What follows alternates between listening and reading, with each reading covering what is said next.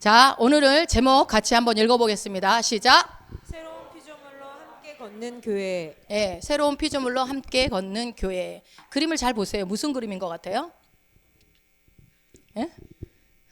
찢어진 옷은 버리고 새 옷 입고 새 길로 가고 있잖아요. 잘 보셔야 돼요. 자, 고린도후서 5장 17절 말씀을 같이 읽겠습니다. 시작. 그런즉 누구든지 그리스도 안에 있으면 새로운 피조물이라. 이전 것은 지나갔으니 보라 새 것이 되었도다. 아멘. 12월 첫 주예요, 오늘이. 그렇습니까? 그리고 조희경 목사가 담임 목사 취임 후 첫 주일 예배입니다. 그렇습니까?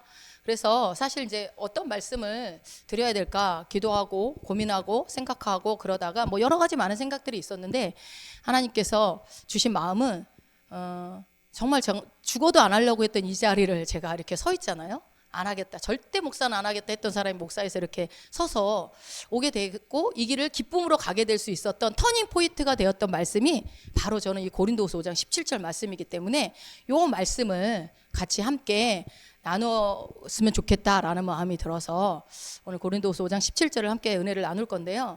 먼저 흠 많은 저를 정말 안 하겠다고 뻗팅기던 저를 여기까지 세우신 하나님의 열심 정말 그 하나님께 너무너무 감사드리고 또 지난 24년간 생명다의 이 시온성교회를 위해 사역하시고 눈물로 기도하셨던 두 분 목사님, 원로 목사님이 최선을 다해서 임해 주셔서 또 너무 감사드리고 또 이 모든 변화들을 지금 이 자리가 이런 변화들이 어색하신 분들도 있고 이게 뭐야 라고 하신 분들도 혹시 있을지 모르겠지만 어쨌든 하나님의 마음으로 이 모든 변화들을 수용해 주시고 함께 해 주신 우리 성도님들 너무 먼저 감사드립니다. 예, 그래서 지금은 다소 모든 게 낯설 수도 있겠지만 또 이게 제가 제 개인적으로 맘대로 하는 것이 아니라 하나님께서 이끄시는 대로 최대한 성령님의 인도받고 가려고 하고 있기 때문에 혹시 이제 불편한 것들이 있으면 개인적으로 오셔서 말씀해 주시고 제가 해명해 드릴 것들은 해명해 드리고 이렇게 할 테니까 따라와 주시면 감사하겠습니다.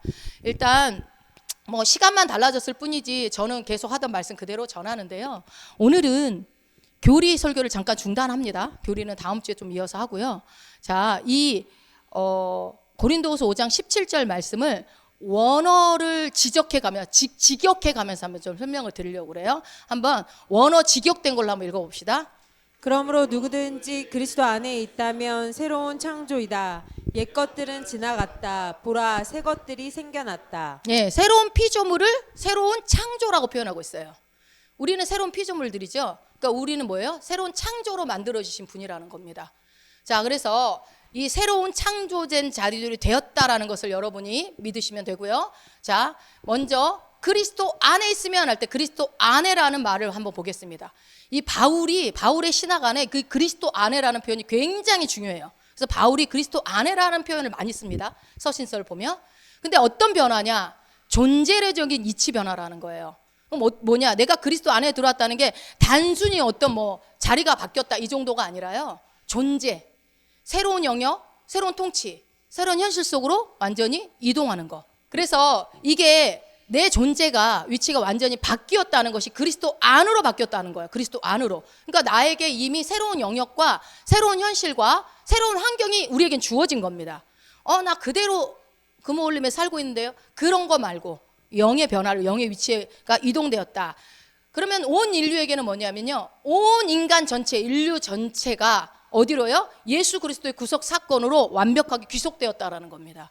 그 사건은 예수님이 십자가에 죽으신 사건은 그리스도 안으로 모든 인류를 받아들인 이 사건은요. 우리 특정 그리스도인들에게만 주신 사건이 아니라 온 인류에게 준 사건이라는 거예요. 그리스도 안으로 들어와라. 자, 두 번째 그리스도 안에 있으면 새로운 피조물이라. 한번 그 밑에 한번 읽어볼까요? 기존 것의 업그레이드가 아니라 본질의 교체, 질적 변화를 의미함. 예. 그냥 업그레이드 된 게 아니라 있는 거에서 그대로 그 상태에서 업그레이드가 아니라 뭐예요? 본질이 바뀌었다는 거예요. 본질, 질적인 변화. 새로운 피조물이라는 게. 지금 여러분 내가 새로운 피조물이 됐다는 것이 그냥 단지 그냥 그런가 보다. 새로운 이름을 줬나 보다. 이게 아니라는 거예요. 창조가 됐다는 거예요. 창조. 그래서 본질이 교체됐다. 지난 수요 예배 때 제가 이 말씀 먼저 읽고 설명드릴게요. 로마서 12장 2절. 너희는 이 세대를 본받지 말고 오직 마음을 새롭게 함으로 변화를 받아 하나님의 선하시고 기뻐하시고 온전하신 뜻이 무엇인지 분별하도록 하라. 예, 기억나시는지 모르겠지만 새롭게 함으로에 대해서 이 새롭게에 대한 설교를 말씀을 드렸었어요. 혹시 기억나시나요? 세 가지 뜻으로 설명을 했는데 한번 봅시다. 새롭게 함이라는 게 첫 번째 뭐예요? 리뉴얼해서 갱신. 운전면허증을 갱신하면 기존 거는 버립니다. 새로 완전히 새 거를 내가 받았으니까 옛 것은 필요가 없어, 버려요. 그런 걸 말해요. 그리스도 안에서 너희가 새롭게 되었다라는 뜻은 뭐라고요? 갱신되었다. 이전 건 폐기해라. 그래서 두 번째가 뭐예요? 레노베이션 뭐라고요? 내부 수리. 여러분 가게가 업종이 바뀌어서 가게가 들어와요. 어떻게 한다고요? 싹 다 기존 거 다 뜯어내고 버립니다. 완전히 다 제거를 하고 새로운 인테리어를 하듯이 내 삶이 어떻게 됐다고요? 내부 수리가 이루어졌다고요. 기존 거 싹 다 버려졌다. 옛 것은 죽었다. 끝났다. 그리고 마지막 세 번째는 뭡니까?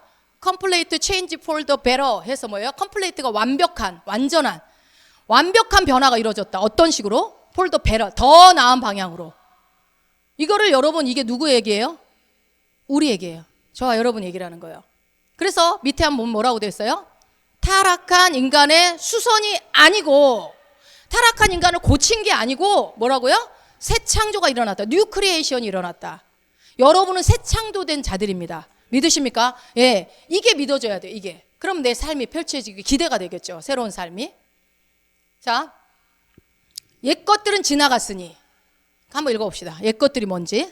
옛 습관, 과거의 죄가 아니고 옛 아담 안에 속한 정체성, 죄와 죽음의 지배 아래 있던 정체성, 하나님과 원수가 된 상태.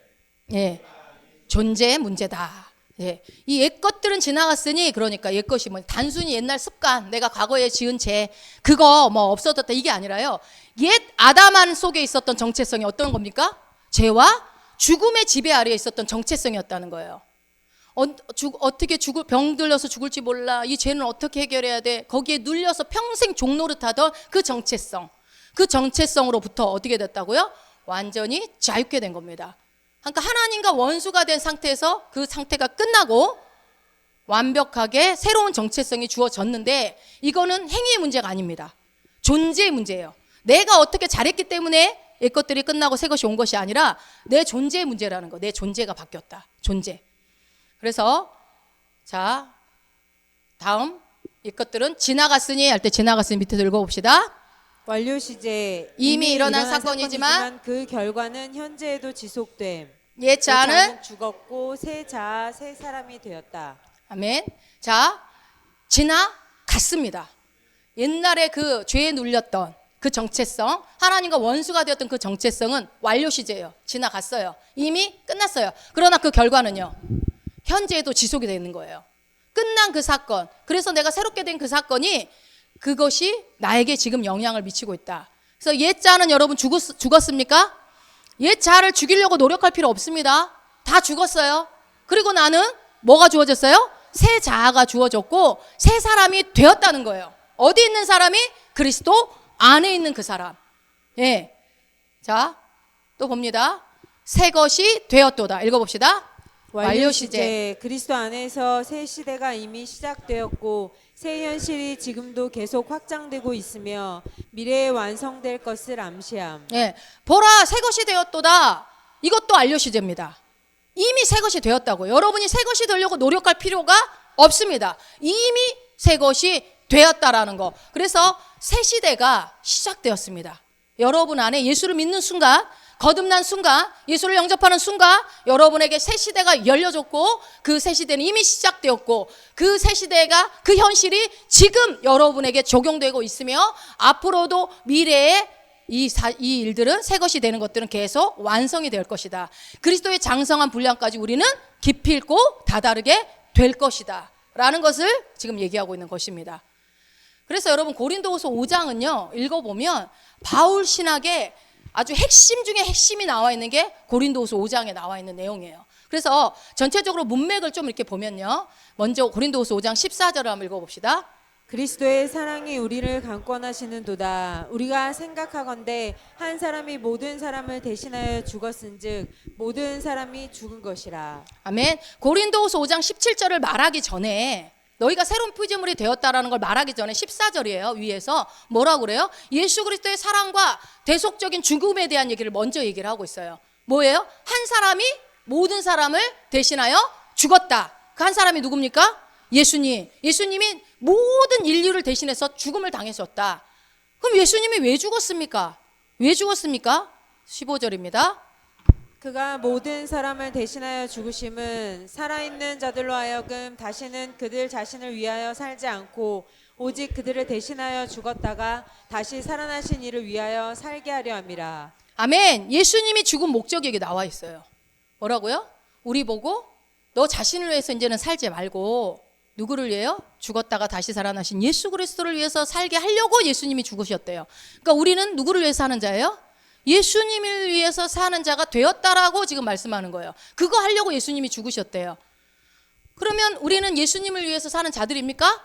예, 아멘. 여러분 내 정체성을 기억하세요. 나는 예수를 위해서 사는 자예요. 나를 위해서 사는 자가 아니고 그것을 위해서. 아, 기분 나빠. 예수님 그러면 이기적이네. 당신 위해 살게 하려고 막 죽으셔. 그런 게 아니에요. 그래서 말씀을 잘 봐야 돼요. 예수님을 위해 사는 자들이 그럼 어떤 자들이냐? 16절입니다. 그러므로 우리가 이제부터는 어떤 사람도 육신을 따라 알지 아니하노라. 비록 우리가 그리스도도 육신을 따라 알았으나 이제부터는 그같이 알지 아니하노라. 아멘. 관점의 변화를 얘기하는 거예요. 이제 너희들이 보는 관점이 달라졌다는 거예요. 뭐예요? 어떤 사람도, 그러니까 우리는 그동안 예수 그리스도도 육체로 알았다는 거예요. 우리는 눈에 보이는 거, 감각적인 것에 익숙해서 감각적으로 기능하고 반응하고 그것이 진짜인 줄 알고 그게 단 줄 알고 살아가는 그 삶이 이제는 아니다. 너희들은 눈에 보이는 이런 것들에 반응하고 사는 자들이 아니다. 존재의 변화. 완벽한 전혀 다른 존재로 변화되었다라고 지금 얘기를 하고 있는데요. 그게 뭐예요? 그리스도를 아는 사람이, 그러니까 그것을 아는 사. 내가 거듭난 내가 영이 되었고 진짜 나는 영이라는 그것을 아는 그 사람. 그 사람이 그리스도를 위해 사는 자라는 거예요. 여러분 그리스도를 위해서 사는 자입니까? 네. 내가 그러면 영이라는 것을 인식하셔야죠. 내가 진짜 나, 거듭난 나는 영이다. 따라해 봅시다. 거듭난 나는 영이다. 네. 여러분의 정체성이에요. 거듭난 사람은요, 진짜 그 사람의 정체성은 영인 거예요. 그래서 그리스도 안에서 거듭난 그 사람, 이전과는 전혀 다른 존재로 변해되었다는 것을 아는 그 사람, 그래서 그리스도를 위해서 사는 그 사람은 바로 새로운 피조물이라고 정의를 하는 거예요. 그러고 나서가 이렇게 14절, 15절, 16절 얘기하고 난 다음에 오늘 본문 17절을 선언하는 거예요. 읽어봅시다. 그런즉 누구든지 그리스도 안에 있으면 새로운 피조물이라. 이전 것은 지나갔으니 보라 새 것이 되었도다. 아멘. 새 창조의 선포를 하고 있는 것입니다. 설명을 쭉 하고 예수님이 어떤 거, 너희가 어떤 존재가 그리고 나서 너희들은 새로운 피조물이 되었다. 될 것이다가 아니라 이미 되었다라고 선언하는 거죠. 그래서 새로운 창조예요. 창조. 새로운 피조물이라는 게 그냥 어떻게 뜯어 고치는 정도가 아니고요. 완전 새로운 창조. 그럼 뭐예요? 우리의 모든 삶, 우리 각 개개인의 삶 전체가 새로운 현실 속으로 여러분은 들어간 거예요. 새로운 현실 속으로. 자, 여러분 지금 이거 제가 누구 얘기하고 있습니까? 계속? 여러분, 나에 대해서 얘기하고 있는 거예요. 잘 들으셔야 돼요. 내가 누군지를 알아야 그렇게 살 수가 있어요. 자, 우리는 새롭게 창조된 새로운 피조물입니다. 아멘? 아멘. 아멘. 따라합시다. 나는 새로운 피조물입니다. 네, 하나님이 창세기에서 나왔던 창조 이후에 두 번째 창조, 유일한 창조가 새로운 피조물들의 창조입니다. 어마어마하죠. 네, 세계를, 온 우주 만물을 창조하는 것과 같은 똑같은 그 창조가 여러분에게, 저와 여러분에게 일어난 거예요. 예수 그리스도를 통해서. 자, 그리고 나서 18절 한번 봅시다. 시작. 모든 것이 하나님께로서 났으며 그가 그리스도로 말미암아 우리를 자기와 화목하게 하시고 또 우리에게 화목하게 하는 직분을 주셨으니. 아멘. 새로운 피조물들, 이제 너희들이 어떻게 살아야 되는지에 대한 얘기를 하는 거예요.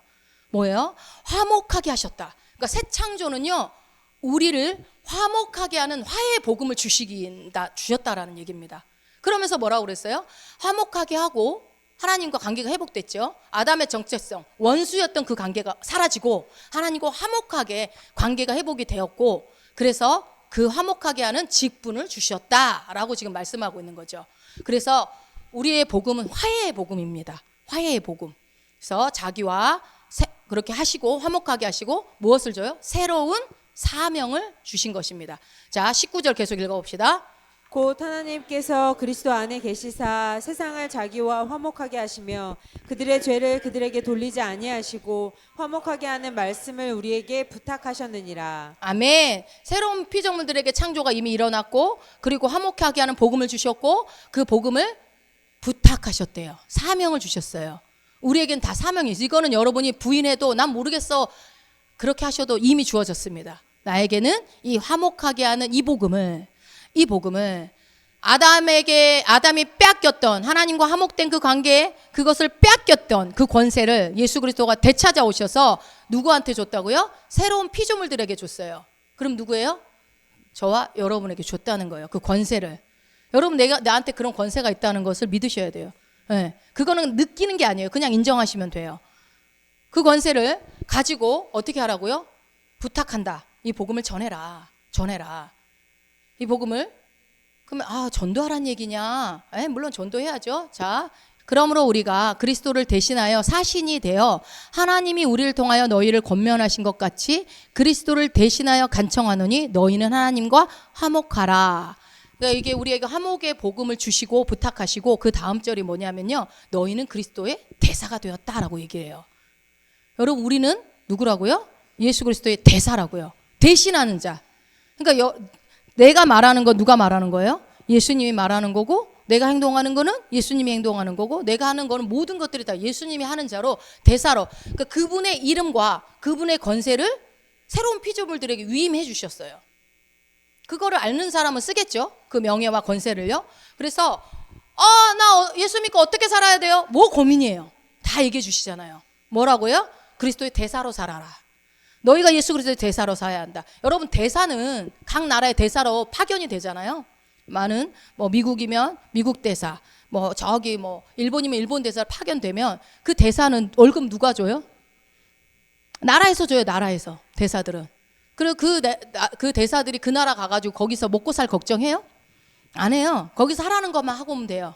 거기서 교민들 돌보고 문제 있으면 하라는 거. 그럼 모든 먹고 사는 문제, 집도 줘요, 안 줘요? 집도 줘요. 우리는 누구의 대사라고요? 그리스도의 대사. 예수님을 대신하는 대사들. 그래서 우리는 그 대사로서 살아가기 때문에, 그래서 주님이 그거 알으라고, 이 땅에서 네가 무엇을 먹고 마시고 이 땅에 사는 거 걱정하지 마. 그거 이방인들, 아버지 없는 사람들이 하는 고민이고, 너희들은 누구다? 내 자녀고 하나님 자녀이기 때문에 모든 공급이 너희 안에 이미 영 안에 주어졌으니 꺼내 써라. 마음껏 꺼내 써라. 이게 새로운 피조물이에요. 그래서 전도, 나 살기도 바빠 죽겠는데 무슨 전도, 그게 아니에요.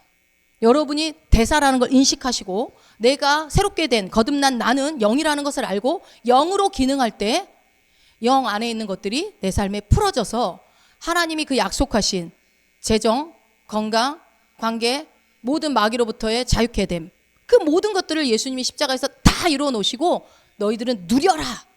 그래서 우리는요, 새로운 피조물들은요, 일단 시작은 사랑받고 섬김받고 누리면서 시작하는 자들입니다. 이 좋은 복음을 여러분들이 그 많고 많은 사람들 중에 여러분이 선택받으신 거예요. 어마어마한 축복을 받으신 거죠. 그렇다면 복음을 전하면서 살면 되겠다. 나는 그것이구나. 대사니까. 대사가 할 일을 해야 되겠죠? 그러면 여러분 어떻게 하면 됩니까? 다시 읽어보세요. 요한복음 13장 35절. 너희가 서로 사랑하면 이로써 모든 사람이 너희가 내 제자인 줄 알리라. 네, 결국은 우리가 제자로서 살아가야 돼요. 복음을 전하려면 예수님의 가르침을 받고 그 가르침을 전하는 자가 되어야 하기 때문에. 근데 어떻게 하면요? 서로 사랑할 때 제자가 된대요. 열심히 성경 읽고 열심히 기도하고 열심히 공부해야지 되는 제자가 된다, 이게 아니에요.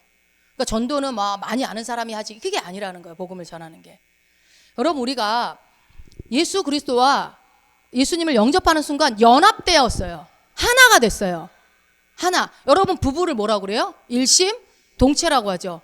서로 다르고 남녀지만 부부가 되는 순간 하나로 봐요. 하나. 그런 것과 똑같습니다. 내가 예수님을 영접하는 순간 나는 예수님과 하나가 됐어요. 그래서 주님과 내가 한 영이다 라고 고린도전서에 나오죠. 그래서 우리 이제는 마지막 때를 살아가는 우리가 이제 예수 그리스도의 부활로 말미암아 이 새로운 피조물들이 되었기 때문에 이 새로운 피조물들이 해야 될 건 뭐냐면요. 이제 은혜로 통치하는 거예요. 이게 은혜의 시대인 겁니다. 은혜의 시대. 은혜로 통치하고 하나님의 의로 통치하고 하나님 예수 그리스도의 그 성령으로 통치하는 시대가 시작되었다고 선언하는 거예요. 새로운 피조물의 선언을 하시는 이유가. 그래서 여러분 이 새로운 피조물이라는 것은 단지 개인의 변화를 말하는 게 아니라 나 하나 그 개인의 변화를 말하는 것이 아니라 이 화해의 사명, 이 화해의 복음을 맡은 자로서 그리스도의 대사로서 새로운 인간이 되어서 완전히 새로운 존재가 되어서 어떻게 살아간다? 이 변화를 받아들이고 그렇게 살아내는 자가 되었다라는 겁니다. 그래서 우리는요 이미 부르심이 내 부르심이 뭔지 모르겠어. 아니요, 여러분은 그리스도의 대사로 부름 받은 자들입니다. 그 사명 속에 각자가 가진 달란트대로 다양한 모습으로 사용되어지는 거지 내가 뭐 특별히 어디 선교지로 꼭 나가야 돼요 그런 건 아니에요. 나가야 되는 사명 주신 분들은 또 나가야 되겠죠. 그러나 기본적으로 우리에게는 그리스도의 대사로서의 사명이 이미 주어졌다. 부르심이 새로운 부르심이 우리가 거듭나는 순간 주어졌다라는 것입니다. 이걸 기억하시기 바랍니다. 자, 그래서 여러분 예수를 믿는다는 것은 단순히 기독교라는 종교를 가졌다는 것이 아니고 내 존재 자체가 바뀐 거예요. 존재 자체가 아주 새롭게 창조되어 버린 거예요. 그러니까 고통당하고 막 삶에 찌들어 있는 많은 믿지 않는 사람들에게 너가 다시 태어날 수 있는 기회를 줄게. 누구요? 예수를 영접시키면 그 사람은 새롭게 태어나겠죠. 이전 것은 지나가 버리죠. 여러분 창세기에 하나님이 빛이 있으라니까 뭐가 있었어요? 말씀하는 순간 빛이 만들어지고 땅과 해와 모든 것들이 말씀으로 이루어진 것처럼 여러분 이제 그 말씀 한마디 우주의 창조의 질서가 바뀌어버렸어요. 그런 것처럼 그리스도 안에 있는 우리는 하나님의 생명, 하나님의 DNA 그게 장착되어 됐어요. 하나님과 닮았어요. 그러니까 똑같아요. 연합이 되었어요. 그것을 인식하셨으면 내가 하고자 하는 사람, 내가 그렇게 살고자 하면요 그 창조의 역사가 그 사람 가운데 일어나는 겁니다. 여러분 내가 무엇을 가졌고 무엇을 할 수 있는지를 알아야죠. 그죠? 그래서 저는 우리 교회 제가 뭐 담임 목사, 전 담임이라는 말이 좀 별로 반갑지 않습니다. 제가 다 책임져야 될 것 같아서. 그래서 저는 우리 모두의 주님이 주신 그리스도의 일단 주님의 교회고 우리가 함께 각자가 맡은 역할이 있어서 저는 스피커의 역할을 감당하는 거고 누군가는 오늘 권사님들 맛있는 밥을 준비하시고 누군가는 이런 반주를 하고 찬양을 하고 다 각자가 건물이 이어지듯 이어져서 하나의 몸을 이루어간다고 생각하기 때문에 뭐 하나 더 특별하다 저는 그렇게 생각하지 않아요. 모두가 특별합니다. 그래서 저는 제 개인의 새로운 출발을 알리고 싶진 않고요. 우리 교회가 이 새로운 창조의 이 교회로 다시 시작하는 날이 되기를 축원합니다. 예. 그래서 우리가 먼저 저는 교회가 본질을 잃지 않았으면 좋겠습니다. 본질을 잃지 않는 교회가 되었으면 좋겠다. 여러분 오늘 설교 잘 들으셔야 돼요. 왜냐하면 이거 끝나고 소그룹 모임할 때 요거 들은 걸로 소그룹 모임을 하셔야 되기 때문에 못 들으신 분들은 할 말이 없어요. 아니에요. 제가 요약 정리본 다 나눠드립니다. 걱정하지 마세요. 자, 그래서 본질을 잃지 않는 교회가 되었으면 좋겠다. 그럼 여러분 교회의 본질은 뭘까요? 교회의 본질 뭐 여러 가지가 있겠지만 저는 사랑이라고 생각해요. 사랑이 핵심이다. 자, 저는 이제 목회의 길로 들어서면서 제 안에 늘 던져지던 질문이 있었어요. 뭐냐면 목회가 도대체 뭘까? 목양. 이제 이렇게 목회도 있지만 이게 성도가 있으면 목양이라고 하거든요. 그래서 목양하시는 목사님들은 하늘의 상이 크대요. 어쨌든 목회가 뭘까? 그런 질문들이 있었고 교회를 부흥시키는 걸까? 선교를 많이 하는 걸까? 여러 가지로 많이 생각을 해봤어요. 그런데 방금 읽은 이 말씀처럼 너희가 서로 사랑하면 내 제자가 된대요. 그죠? 모든 사람이라고 했잖아. 한 사람도 예외 없이 모든 사람이라고 했으니까. 그래서 예수님은요, 내가 제자가 되기를 원하는구나. 우리 모든 한 사람 한 사람이 예수님이 제자가 되기를 원하는구나. 그렇다면 제자가 되려면 어떻게 해야 된다고요? 서로 사랑하라. 그래서 새 언약에 율법이 아니고 새 언약은 하나가 뭐예요? 딱 하나 주셨잖아요. 서로 사랑하고 살으라는 말씀 예수님이 딱 하나 주셨어요. 그래서 주님이 우리에게 원하는 거는 사랑하는 삶입니다. 믿으십니까? 네, 저는 그렇게 생각합니다. 교회는 큰 건물도 많은 성도도 아니고 얼마나 사랑하고 사는가. 이 질문에 대한 현실적인 표현이라고 생각을 해요. 내가 정말 네 그렇습니다 주님, 나는 사랑하는 삶을 살고 있습니다 라고 대답할 수 있는 것, 예, 그것이 현실이 되어야 한다고 저는 생각합니다.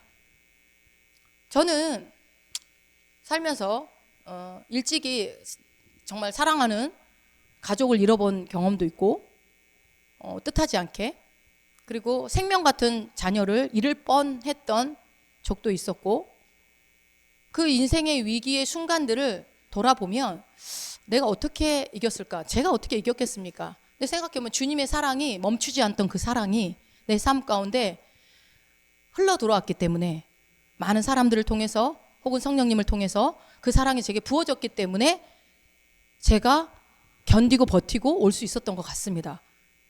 근데 아무리 부인하고 싶어도 부인할 수 없던 그 한 가지가 저한테는 뭐가 있냐면요, 하나님이 살아계시다는 거, 그분의 존재의 실존. 이거는요 여러분, 저에게는요 눈으로 보는 것보다 더 명확해요. 눈으로 실존에 이게 뭐 있다, 리모컨이 있다, 이거보다 저는 더 확실하게 하나님이 살아계신 게 믿어져요. 안 믿고 싶어도 믿어져요. 명확하고 부인할 수 없는 확신이 제 안에 있습니다. 그래서 저는 저에게 이 복음을 전하라고 세우지 않았나, 저는 이 생각을 해요. 그리고 딱 지금 벌써 1년 됐네요. 우리 서정이 아파서 여러분들이 너무 기도해 주시고 하셔서 그 짧은 시간 안에 하나님의 그 영광을 보게 하신 그 시간들이 지나고, 그리고 나서 아이가 다 회복됐을 때 하나님이 저에게 말씀하셨어요. 그냥 청소하고 있는데 말씀하시더라고요.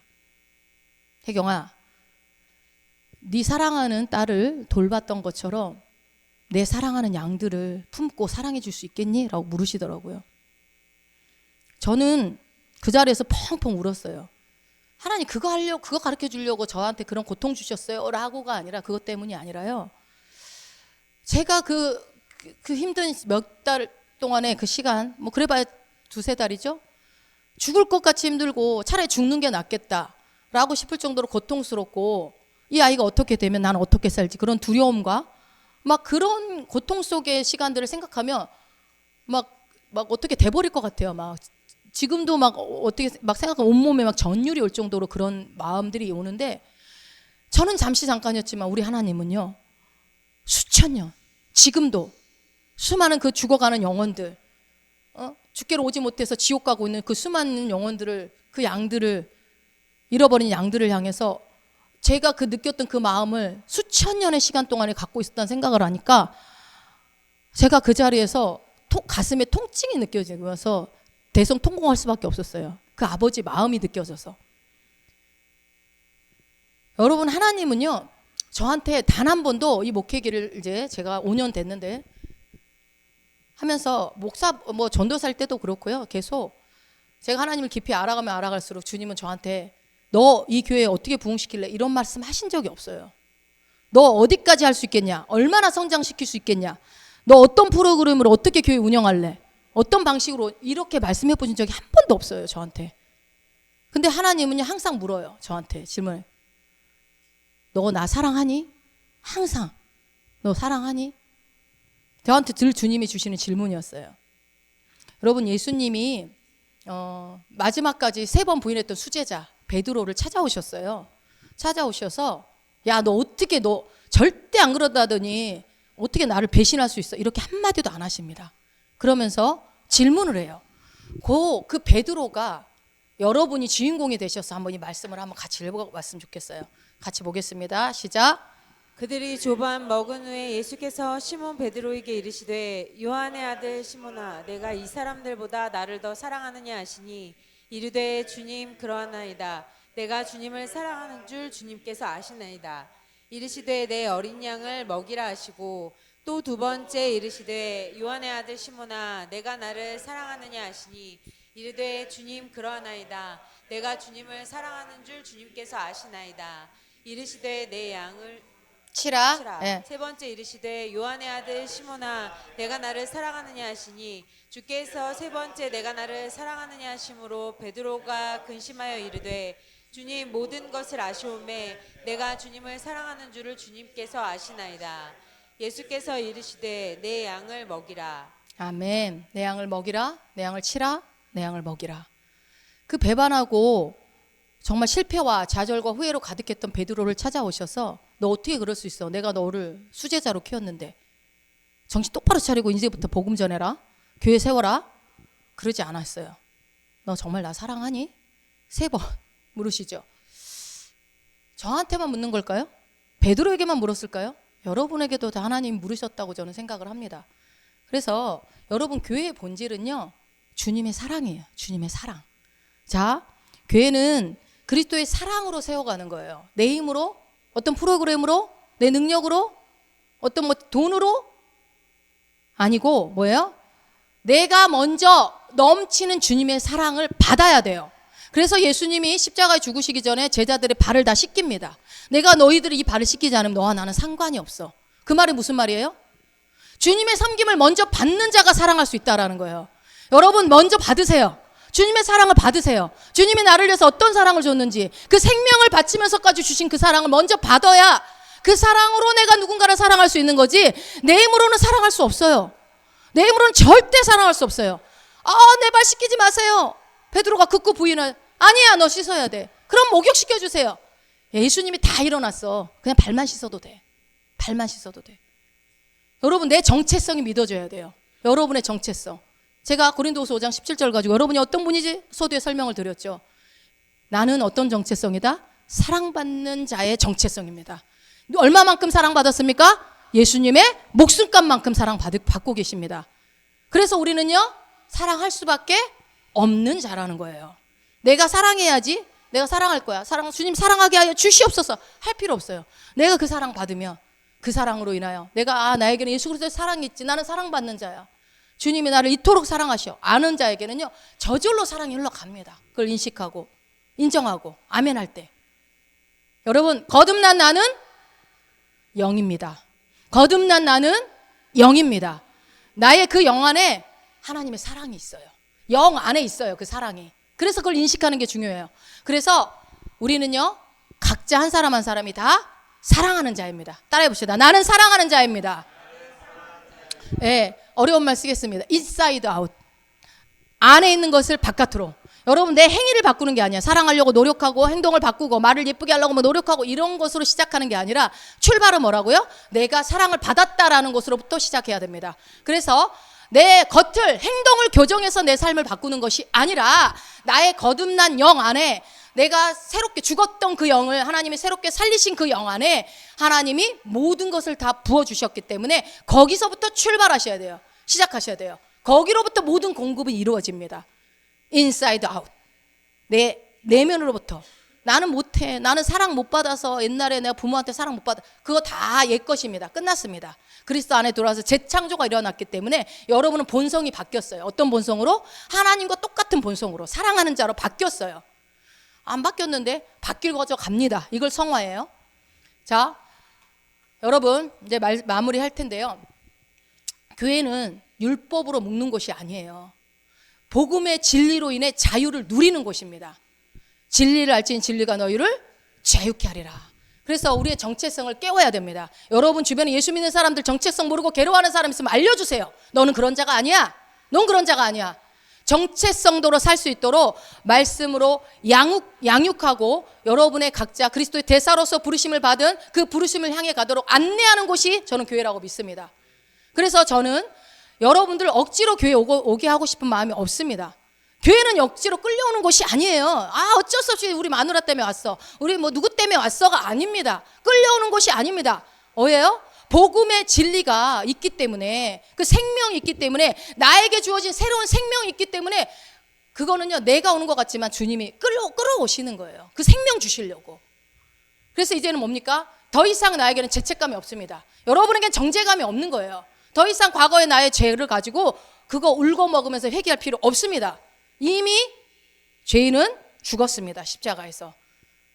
그래서 더 이상 죄책감과 정죄감으로 무너지는 삶이 아니라 새로운 피조물의 정체성으로 회복이 되시고, 그리고 이제는요 내가 사는 게 아니에요. 여러분 할렐루야, 너무 좋아. 이제는 내가 사는 게 아니에요. 누가 살아요?